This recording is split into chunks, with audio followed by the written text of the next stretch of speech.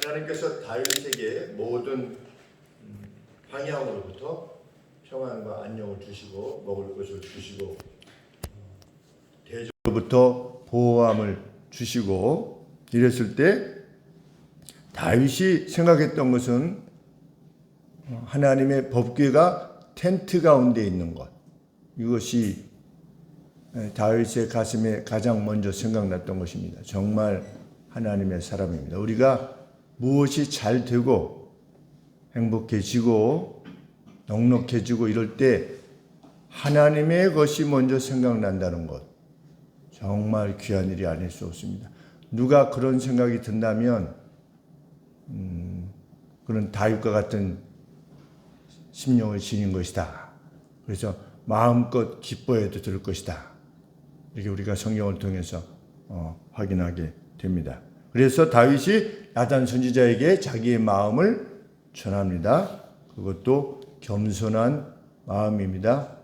내가 좀 뭐 짓지 뭐 이렇게 하지 않고 나단에게 선지자에게 먼저 자신의 생각이 이러이러한데 하나님께서 어떻게 이것을 여기시겠는가 이렇게 묻는 것입니다. 다윗 참 여기까지만 해도 얼마나 귀한 다윗이었는가 이런 생각을 하게 됩니다.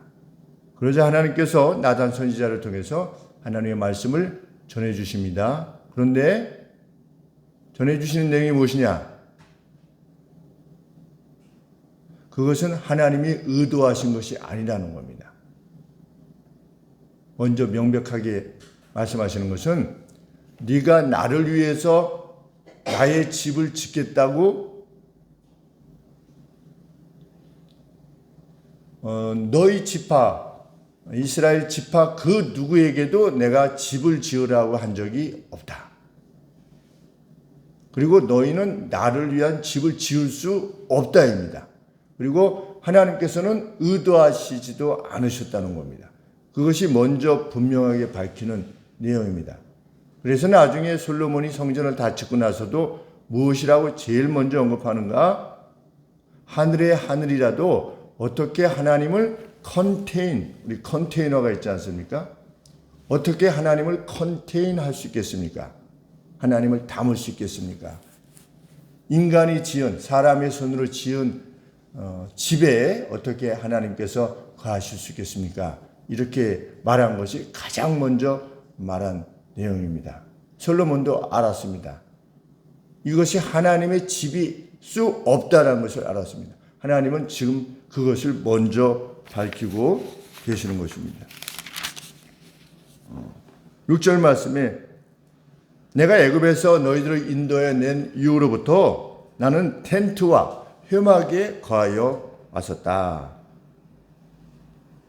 이스라엘 자손으로 더불어 행하는 것에서 내가 내 백성 이스라엘을 먹이라고 명한 이스라엘 어느 지파에게 내가 말하기를 너희가 어찌하여 나를 위하여 백향목집을 건축하지 아니하였느냐고 말한 적이 있느냐. 하나님께서 본래 의도하신 바가 아니었다는 것입니다. 우리가 하나님의 말씀을 볼 때 운명론, 이 예정론,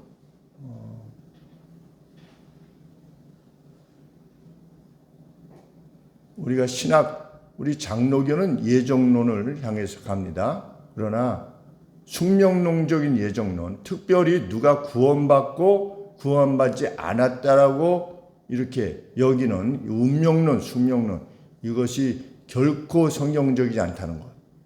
그것이 장로교의 교리가 될 수 있을지 모르겠지만 저도 장로교에 속한 목사이긴 하지만 우리가 어떤 교리에 제한되어 있지 않아야 된다는 것, 특별히. 하나님께서 다 결정하시지 않느냐? 하나님이 결정하십니다. 그러나 하나님 우리에게 인간에게 무엇을 주셨느냐? 창조성을 주셨습니다. 하나님의 창조성. 우리는 그래서 하루하루가 매일 소중한 것입니다. 왜? 하나님의 이미지, 하나님의 형상인 창조성을 우리가 지녔기 때문입니다. 하나님의 거대한 뜻은 이루어집니다. 역사의 큰 줄기에 대한 하나님의 분명한 뜻은 있습니다. 하나님의 나라가 확장될 것이라는 것, 완성될 것이라는 것, 70년 만에 돌아오게 될 것이라는 것. 그런데 어느 것을 내가 이렇게 이미 결정이 났다. 그것은 인류의 구원 외에는 없는 것입니다. 그러나 그 각 개인이 구원받을 것이냐 말 것이냐 이런 차원이 이미 결정되어 있다. 이런 숙명론을 믿는 것은 결코 성경을 믿지 않는 것입니다. 우리 하나님의 전의 관계에 있어서도 하나님의 전이 지어지기로 결정되어 있는가? 하나님이 뭐라고 말씀하시는 것입니까? 내가 그렇게 의도한 바가 없다. 너희는 나를 위해서 지을 수도 없다. 그런데 하나님이 어떻게 하시는 겁니까? 허락해 주시는 겁니다. 놀랍지 않습니까? 나는 너희에게 결코 명령한 적이 없다. 나는 텐트에 거하는 하나님이다. 내가 그렇게 결정을 했다. 그런데 네가 나를 위해서 짓겠다고, 네가 나를 위해서 집을 짓는다는 것은 불가능하다는 것을 먼저 알린다는 겁니다. 그럼에도 불구하고 내가 허락하겠다는 것이지요. 네가 아니라 누구에게? 네 아들 솔로몬을 통해서 허락하겠다. 이렇게 하나님께서 말씀하십니다. 성전을 짓는 것이 하나님께서 의도하신 것이 아니라고 하는 것은 이후에 쭉 시간이 지나서 약 1000년 정도 지나서 스데반에 의해서 다시금 언급되어집니다. 스데반이 죽기 전에 이스라엘 역사에 대해서 쭉 말합니다. 그런데 스데반이 무엇 때문에 죽임을 당하냐면 성전 모독죄 때문에 죽임을 당합니다. 성전 모독죄. 그래서 스데반이 쭉 설교를 합니다. 근데 설교의 내용이 뭐냐면 하나님께서 성전을 의도하시지 않았다는 겁니다. 놀라운 일입니다. 하나님이 이 성전에 제한되어 계시지 않다라고 설교하면서 죽은 겁니다. 스데반이. 놀라운 일이 아닐 수 없습니다.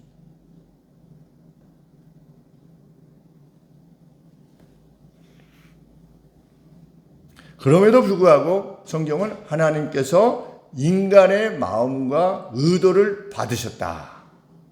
하나님을 사랑하고자 하는 그 마음을 받으셨다. 그것이 매일 우리의 삶의 창조의 내용입니다. 하나님은 우리로 하여금 오늘 무엇 하도록 이미 결정하시지 않았습니다. 그런데 어떤 누가 하나님을 생각할 때 이러이러하는 것이 하나님을 기쁘게 하시겠구나 라고 해가지고 마음에 의도한 것을 받으시는 겁니다. 그것이 매일매일 미래가 우리에게 열려져 있는 것입니다. 그래서 우리의 삶이 참으로 고귀한 것입니다. 가치 있는 것이고, 하나님은 성도들의 그 각각의 자기 백성들의 그 헌신과 감사를 받으시는 것입니다. 오늘 이 자리도 마찬가지입니다. 하나님께서 우리의 헌신을 받으십니다. 우리가 여기 나오기로 이미 결정되어 있는 것이 아니고 우리의 심령을 터치하사 우리로 하여금 반응하게 하사, 그래서 우리 예수님이 어떻게 하십니까? 내가 문 밖에 서서 어떻게 하지요? 문 밖에 서서 두드리노니, 누구든지 문을 열고, 문을 누가 여는 것입니까? 우리 개개인이 여는 것입니다. 그래서 우리 그 성화에 보면 그 문이 예수님이 이렇게 두드리는 문이 있는데 문에 뭐가 없습니까? 네, 문고리가 없어요. 네, 참 신학적으로 잘 준비된 그림입니다. 문을 두드리시는 겁니다. 내가 왔다. 내가 너의 주인이다. 내가 너로 들어가서 너와 더불어 먹고 싶다. 문을 열어라. 하나님이 강제로 문을 열고 들어가신다. 성경에는 강제로 문을 열고 들어가신다 없지요. 그리고 하나님께서 뭐라시라 말씀하십니까? 나는 내가 사랑할 자를 사랑하고 내가 미워할 자를 미워한다. 하나님 마음대로다. 그 뒤에 그렇게 되어 있지 아니냐고? 제가 누누이 말씀드리지만 그래서 나는 사랑한다 이렇게 말씀하시는 겁니다.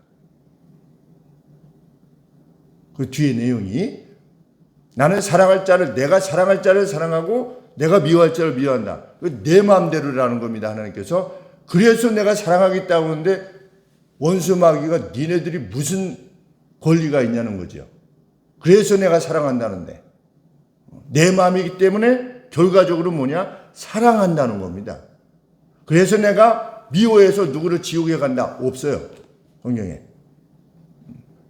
정말 오해하지 않아야 되는 그런 내용입니다.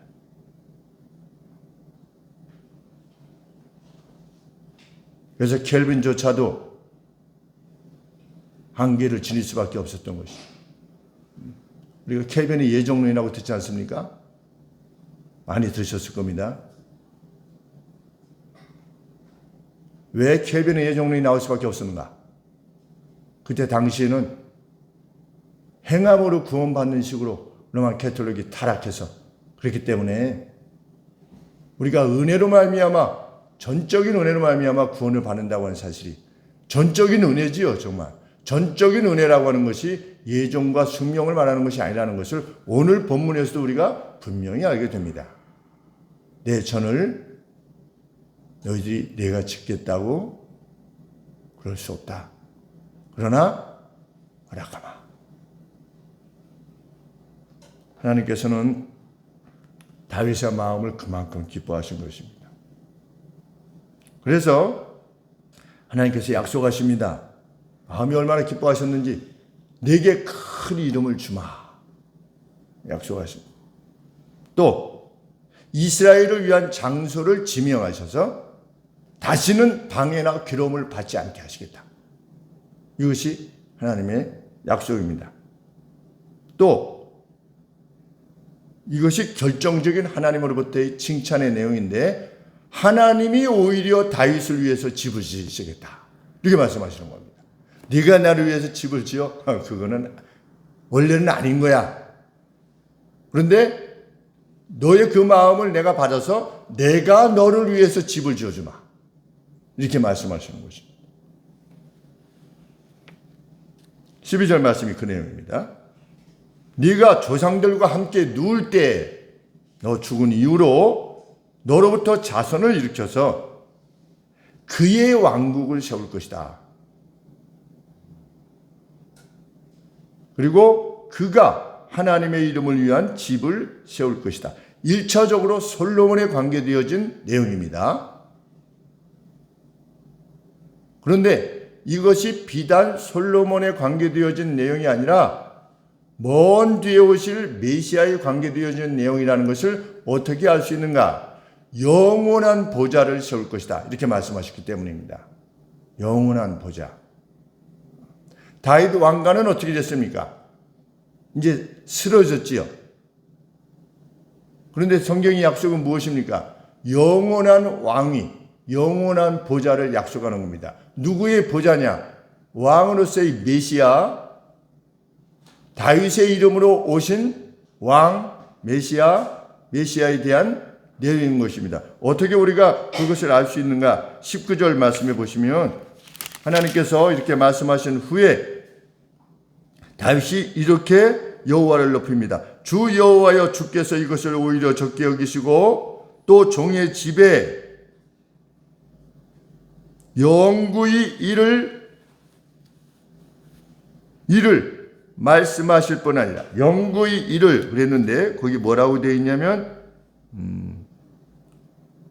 long distance 이렇게 되어 있습니다. 먼 훗날에 이런 뜻입니다. 먼 훗날에 이를 하나님께서 말씀하시다는 겁니다. 그러니까 이것이 다윗의 내용이 아닌 것입니다. 솔로몬에 대한 내용이 아닌 것입니다.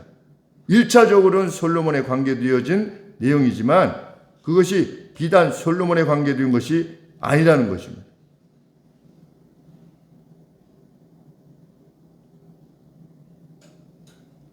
어, 19절 말씀에 당시 주님께서는 또한 주님의 종의 집에 대하여 먼 distance future 그랬습니다. 먼 미래에 관계되어진 주님의 종의 집, 하나님의 종의 집인 겁니다.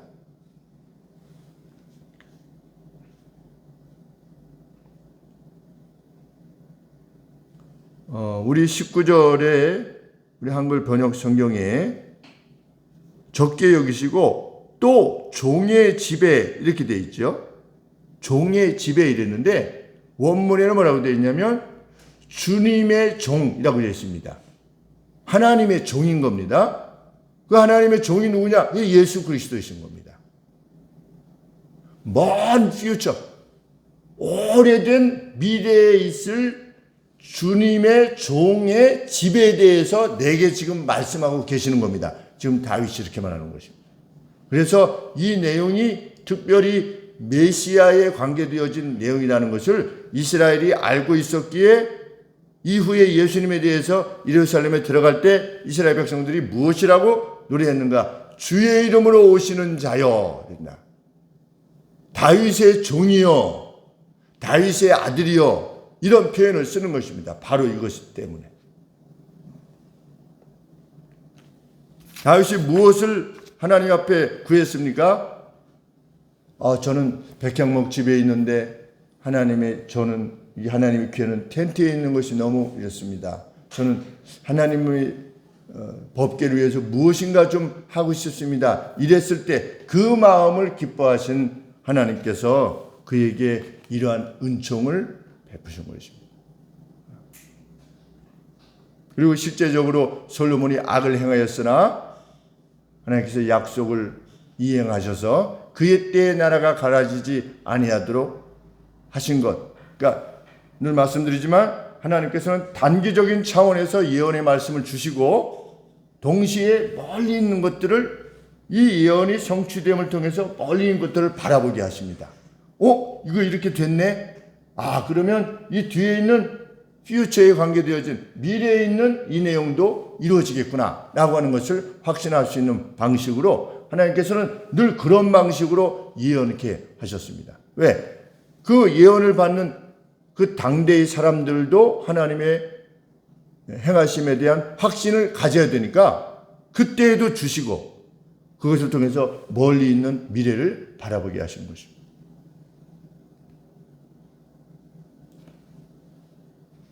보상을 위해서 다윗이 이렇게 행한 것 아닌 줄 압니다. 분명하게. 금도끼가 네 도끼냐? 우리 참 재밌는 말이 있지 않습니까? 이야기가. 앞쪽에 있었던 사람에 관계되어진 것이죠. 아닙니다. 금도끼 아닙니다. 은도끼도 아닙니다. 이 네 도끼냐? 그 도끼가 제 도끼가 맞습니다. 그 이야기를 듣고서 어떤 사람이 가서 일부러 해가지고 행했다고 하는 재밌는 이야기. 우리 다윗이 보상을 목적해 내가 저렇게 되면 하나님 앞에 이렇게 헌신하면 이런 복을 받는구나. 이런 식으로 한 것이 아니고 그저 감사와 기쁨으로 하나님의 것을 먼저 생각한 것이죠. 하나님의 나라와 하나님의 의로움을 먼저 추구한 것입니다. 그랬더니 우리 하나님께서 더한 것을 주신 것입니다. 이후 아들이 본받았지요. 솔로몬이 네가 무엇을 주기를 원하느냐? 원수의 목숨을 원하는 것도 아니고 부도 아니요 장수도 아니요. 참 백성들을 바로 판단하기 위한 듣는 마음을 주시옵소서. 듣는. 그랬더니 하나님께서 모든 것을 더해 주시지 않았습니까? 어제 저녁에 제가 그 누구를 위해서 탄원서를 쓰고 있는데 시간이 꽤 걸리더라고요. 재판자에게 탄원서를 써야 되니까 줄을 다 쳐가지고 이제 그리고 한 글자를 틀리면 다시 써야 되잖아요. 이거는 타이핑이 아니에요. 일단 타이핑을 다 해놓고 그다음에 이제 보고 있었는데 윤희하고 현이가 와서 아빠 존경합니다. 둘 다 그렇게 얘기를 하더라고요. 성도를 돌보시기 위한 아버지의 헌신 존경합니다. 저도 아버지 뜻에 합당한 아들이 되고 싶습니다. 그렇게 얘기해서 제가 그랬습니다. 그래, 사랑하는 것이야말로 내가 아들에게 원하는 최고의 영이다. 사랑, 자애, 그것이야말로 한 인간이 지닐 수 있는 최고의 영예로움이다. 그렇게 이야기를 했습니다. 그랬더니 윤희가 그러면 저는 좀 괜찮은 것 같습니다. 아들은 사랑이 충만합니다. 그런 것 같아요. 제가 볼 때. 친구들 다 데려다 주고, 누구 싸웠다고 그러면 또 가서 자기 시간 들여서 화해하고, 화나게 해도, 이런 애는 이렇게, 이런 생각으로 이렇게 말했거니, 이렇게 생각하고, 참, 우리가 하루를 살아감에 있어서 무엇이 하나님을 높이는 것이고 기쁘게 하는 것일까 이렇게 생각하고 있노라면 참 우리가 기대하지 않아도 구하지 않아도 하나님께서 갚으실 것이라고 하는 것은 명백한 일입니다. 참 성전이라고 하는 창조적 헌신을 한 것이지요. 다윗이 하나님을 구하고 하나님께서는 자기 백성들에게 기쁨을 주시고 이것이 하나님께서 우리에게 원하시는 교통이다. 그것이 우리와 하나님과의 관계가 되기를 원하신다. 교회를 통해서 이같이 말씀하시는 하나님의 말씀에 나는 오늘 어떠한 창조적인 노력을 통해서 하나님을 기쁘시게 하며 또 하나님께서 곁에 두신 이들을 기쁘게 할 것인가 마음껏 생각하시는 또 하루가 되기를 소원합니다. 기도하겠습니다. 하나님 10년여간에 걸친 다윗의 연단 아버지 그것을 잘 감당했던 아들로서의 다윗 말씀을 통해서 배웁니다. 하나님 그의 뜨거운 마음을 받으시고 허락하신 하나님 얼마나 기뻐하셨으면 이 모든 것들을 다윗에게 주시기를 원하셨는지 하나님 저 역시 살든지 죽든지 그리스도가 내 안에 살고 또 내가 그리스도 안에 살게 되는 아버지 이 영광스러운 복된 인생을 살게 하여 주옵소서. 하나님 우리의 자녀들이 오늘의 모습이 어떠하든지 관계없이 하나님 그 복된 은총을 의인의 자손으로서 받게 되는 은총을 누리게 될 줄 믿습니다. 그것은 하나님의 약속이 오니 하나님 날마다 씨를 의로운 씨를 자애로움의 씨를 하나님을 향한 씨를 심어나가는 저희들이 되게 하여 주시옵소서. 하나님 또 교회 내에 여러 어려운 일들로 말미암아서 하나님 앞에 간구하는 주의 백성들 계시오니 주님 기억하여 주시옵소서. 특별히 하나님 영혼들이 하나님 앞에서 하나님 안에서 성장해야만 되는 귀한 일을 놓고 아버지 앞에 간구하오니 주님 기억하여 주시옵소서. 또 연약한 몸으로 말미암아 아버지 앞에 은총을 간구하고 계시는 우리 집사님 주께서 기억하여 주시고 또 회복시켜 주시옵소서. 하나님의 영광이 어떤 것인가를 우리 가운데 드러내 주시옵소서. 박장훈 형제님에게도 주님 함께 하시고 그 심령을 위로하시며 강건케 하여 주시기를 소원합니다. 예수님의 이름으로 기도합나이다. 아멘.